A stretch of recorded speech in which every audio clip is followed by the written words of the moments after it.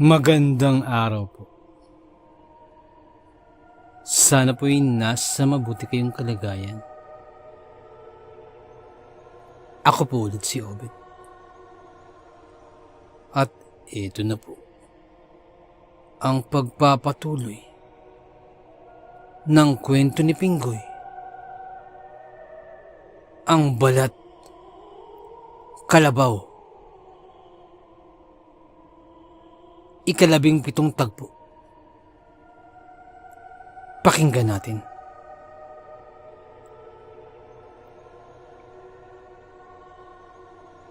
Sa lakas ng kapangyarihan ng punyal na yun, ay naglikha ito ng malakas na pagsabog.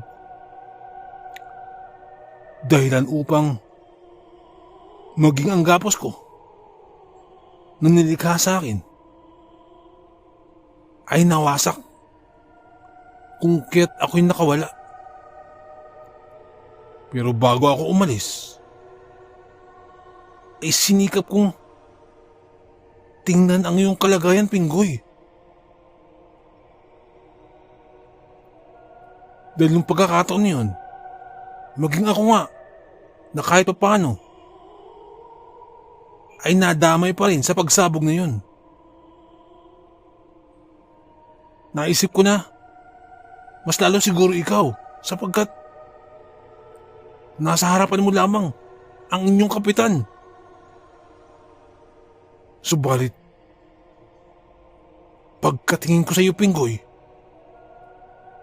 ay laking tuwa ako sapagkat ni isang galos ay wala kang natamo.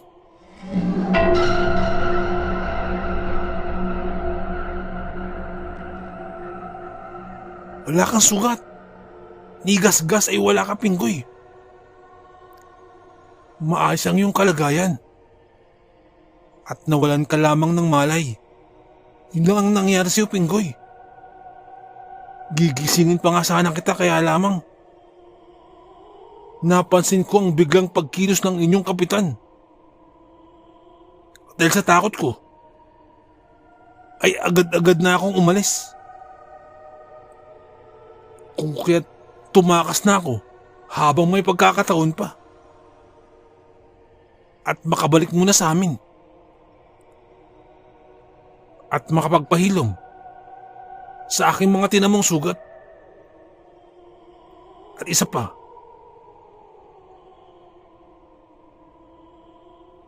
baka muling mahuli ulit ako ng inyong kapitan.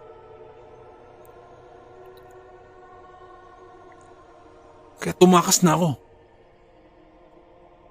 Pero aaminin ko sa iyo, Pinggoy, nung mga tagpong yun, ay hindi ko na nararamdaman ang malakas niyang kapangyarihan. Yung kanyang mataas na antas na kabal ay hindi ko na maramdaman. Mukhang nabasag. Lalo na nung sinalo mo ang punyal.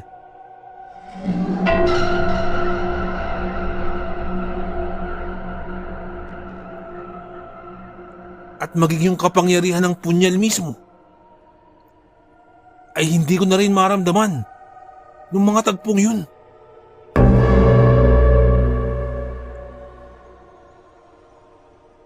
Sa aking sapantaha, ikaw, Pinggoy, ang may likha ng pagkakasira ng kabal at ng punyal na taglay ng iyong kapitan. At hindi lamang yun, kasama pa dun yung iba pang taglay niyang galing at iba pang mga anting-anting na dala-dala ng inyong kapitan. Yung pagkakaharang mo lamang sa punyal, pagsalag mo sa punyal, yun ang tingin kong naging dahilan nun.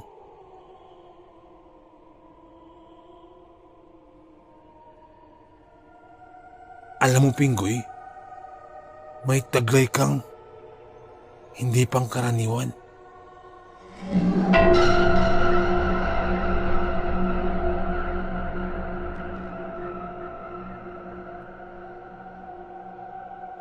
At yun ang dahilan kung bakit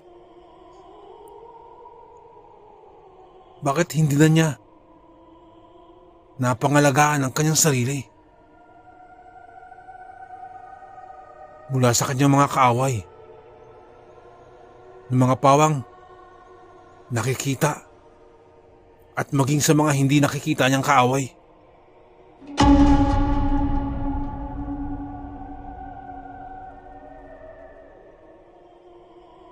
Nawala na ito ng bisa. Simula nang salagin mo ang kanyang lakas. Pagsasalaysay pa ni Abel.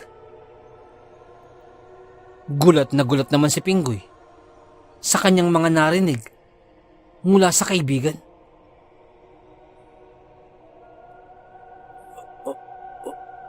Ang ibig sabihin ba nun, Abel, ang karamdamang taglay ngayon ni Kapitan ay sa akin din galing? Tanong ni Pinggoy. Hindi, Pinggoy. Hindi sa iyo galing yung karamdaman na yun. Subalit, ang kanyang baluti, ang kanyang kabal, ang kanyang proteksyon, ang kanyang mga anting-anting, at iba pang mga bagay na tagapangalaga sa kanya. Yung mga nagsisilbi niyang pananggalang sa kahit na anong mga pagtangka sa kanyang buhay na nagmumula sa kanyang mga kaaway. At ang kanyang mga kaaway ay marami. May mga tinatawag na visibles at mayroon ding mga invisibles. Nagmula ang mga ito sa mga nakasagupa niya noon pa, at pawang mga naghihiganti sa kanya ang mga ito. Maraming nakaaway yung kapitan ninyo at mula yun sa kanyang mga paglalakbay. At ang paglalakbay niyang yun din ang nagpalakas sa kanya. Subalit, nang harangin mo yung punyal niyang yun ang dahilan upang mabasag ng tuluyan ang kanyang lakas at ang kanyang proteksyon.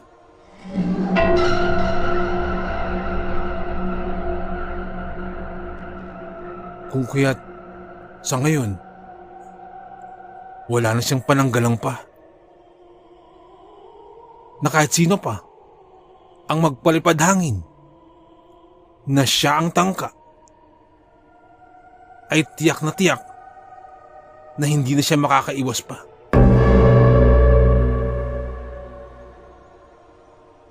Kwento pa ni Abel.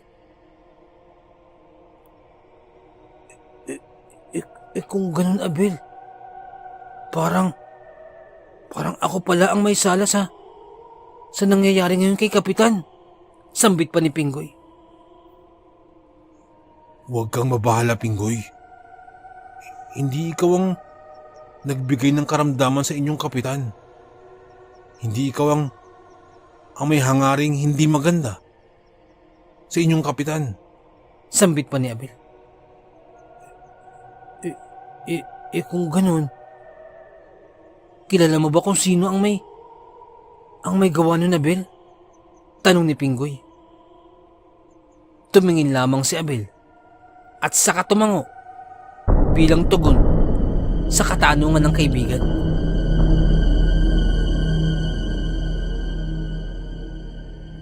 Nakaalala mo ba, Pinggoy? Yung dalawang matanda? Yung kumausap sa'yo, Pinggoy? Sila ang may gawa nun sa inyong kapitan.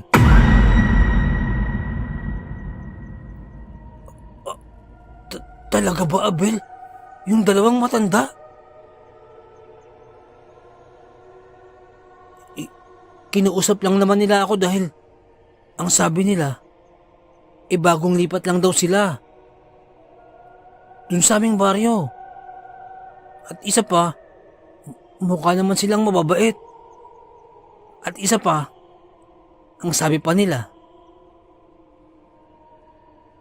ay wala pa silang kakilala sa aming lugar. Kaya nila ako kinausap. Kung kaya't kinausap ko din sila. Tinanong pa nga nila kung sino ang kapitan sa aming lugar. Kung kaya't sinabi ko naman kung sino ang kapitan namin. Kwento naman ni Pinggoy. Bukod pa nga riyan, Abel, tinuro ko pa nga sa kanila. Dapat pala hindi ko tinuro yun. Tinuro ko sa kanila yung lihim na daan patungo sa bahay nila kapitan. Dapat pala hindi ko ginawa yun. Pagsisising tugon ni Pinggoy.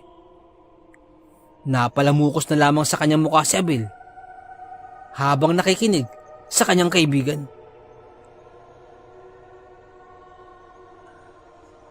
Alam mo, Pinggoy, wag mo na silang kakausapin. At wag ka nang lalapit pa dun sa dalawang matanda na yun. Babala pa ni Abel. Pinggoy, yung dalawang matanda na yun ay hindi pang karaniwang tao. Hindi sila pang karaniwang matatanda. Sambit pa ni Abel. Bahagyang napakunot ang noo ni Pinggoy. At bago pa man magpakawala ng katanungan si Pinggoy, ay agad muling nagsalita si Abel. Para lang sa kaalaman mo, Pinggoy, ang dalawang matanda na yun ay mga hukluban. Mga malalakas na uri ng aswang. Mga aswang na nagtataglay ng matataas na antas ng kapangyarihan. May kakayahan silang makapagbigay ng matinding karamdaman sa isang tao na kagaya sa isang mangkukulam. Bukod pa sa kakayahan nilang na isang malakas na aswang. At sa malamang, ang pagkakaturo mo sa kanila ng lihim na daan, yun ang isa sa naging dahilan upang mabigyan ng matinding karamdaman si Kapitan. Sambit pa ni Abel. Napayuko na lamang si Pinggoy sa sinabi ni Abel.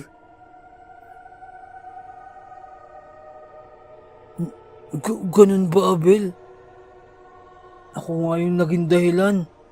Ako! Pagsisising tugon ni Pinggoy. Hindi, Pinggoy. Hindi ikaw ang nakapagdulot niyan kay Kapitan. Sa halip, ay nilinlang ka ng dalawang matanda na yun. Sapagkat sinadya talaga nila yun. Nilinlang ka nila upang magawa nila ang kanilang masamang pakay. Nagkunwari silang mababait na tao. Pero sa katotohanan, ay matagal na nilang pinaplano ang mga bagay na yun. At matagal na nilang tinutugis ang inyong kapitan. Bukod pa riyan, ang dalawang matanda na yun, sila ang dating nakasagupan ng iyong kapitan. Marami sa lahi nito ay napaslang ng iyong kapitan. Kung kaya't matagal na nilang tinutugis ang inyong kapitan. Nais nila itong pagbayarin sa kanyang mga ginawang kasalanan.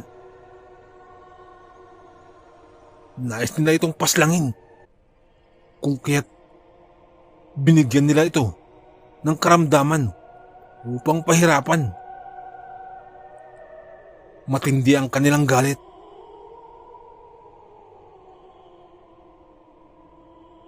matindi ang puot na nararamdaman nila sa inyong Kapitan Pinggoy. Ayon pa sa aking nalalaman, ay halos ubusin ng iyong kapitan ang angkan ng mga aswang na yun. Kung kaya't ganun na lamang ang tindi ng galit ng mga ito. At nais nilang gumanti. At hindi lamang yun. Nais din nilang palaganapin ang kanilang angkan dyan sa lugar ninyo. At gagawin nilang kuta nila ang lugar ninyo. Salaysay pa ni Abel.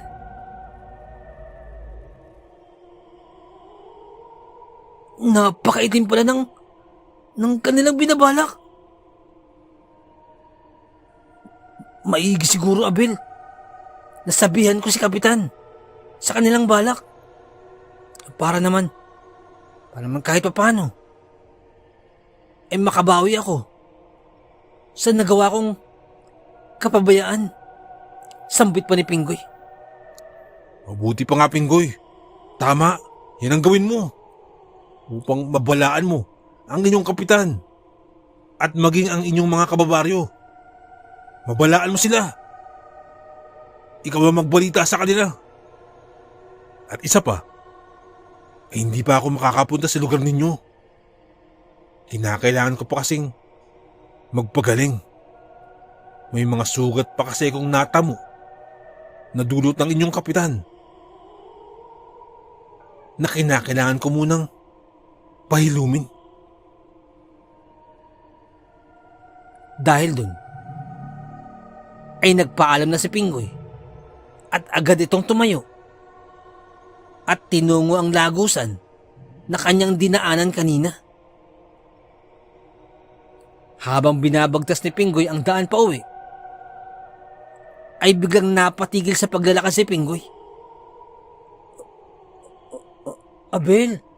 Abel! Saan na ba yung lagusan? Parang nag-iba kasi yung dinaanan ko kanina.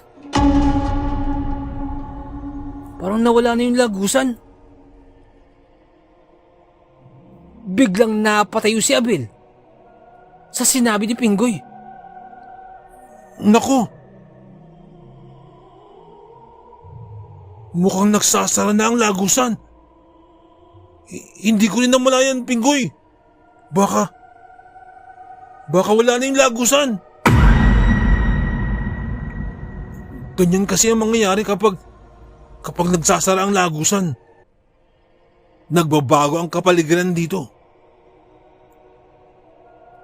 Nababago sa dating itsura nito upang matakpan ang lagusan. Hanapin mo, Pinggoy! Hanapin natin! Halika! Hanapin natin yung landas.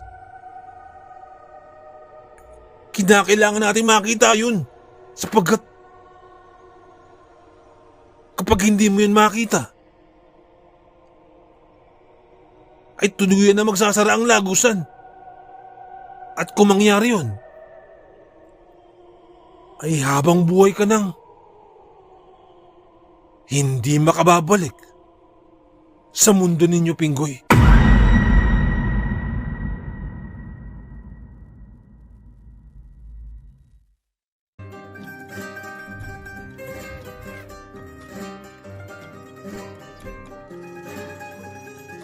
Nais ko lamang pong magpasalamat sa lahat po ng sumusuporta sa ating channel.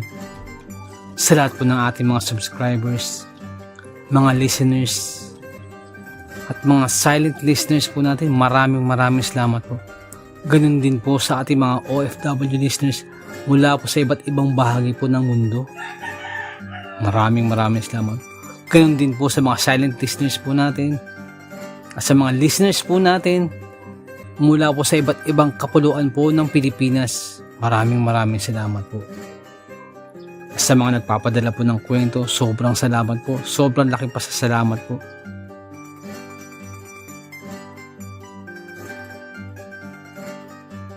Nais ko lamang pong i-shout out Si Ma'am Mary Asilar dyan po sa may UK. Shoutout din po kay Ma'am Annie Apruebo, kay Ma'am Annie Viloria, at kay Boss Baby Langka. Shoutout po, maraming salamat po. Nais ko lamang pong i-shoutout si Boss Pinoy Plot Twist Story 2. Shoutout po sa iyo, boss. Maraming salamat po sa inyo. Shoutout din po kay Ma'am Janet Verga dyan po sa may Qatar. Shoutout po. Kay Ma'am Liza Arcega, shoutout po. Shoutout din po sa Manhattan Hamburger dyan po sa may Bukandala 3, Imus Cavite. Shoutout po sa inyo.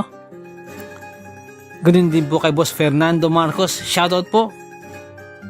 Shoutout din po kay Ma'am Christy Harm dyan po sa may Hamburg, Germany. Shoutout po. Ganun din po kay Tata Estong Nestor Bauyon dyan po sa may London, England. Shoutout po. Kay Boss Jing Fensalida, isa po sa ating mga silent listeners, maraming salamat po. At kay Boss Bobby Gonzales at sa Gonzales family, shoutout po, maraming salamat po, boss. Ganun din po kay Boss Camelo Aroy, shoutout po. Kay Boss Malvin Esquera, boss, shoutout po. Kay Boss Miguel Doris Kibel, shoutout po. Kay Ma'am Imelda Pascua. Kay Ma'am Elizabeth Arnaiz, shoutout po. Kay Ma'am Rosie De Mesa, shoutout po. Kay Boss Haz dyan po sa may Saudi, shoutout po. Salamat din po kay Boss BK, salamat sa milk tea, shoutout sa iyo. At salamat sa suporta, shoutout po. Salamat din po kay Ma'am Eileen Rodriguez, shoutout po ma'am sa mga suggestion, maraming salamat po. At sa mga hindi ko po nabanggit, pasensya po muna, pero sa next time po, i-shoutout po natin yan. Maraming salamat po.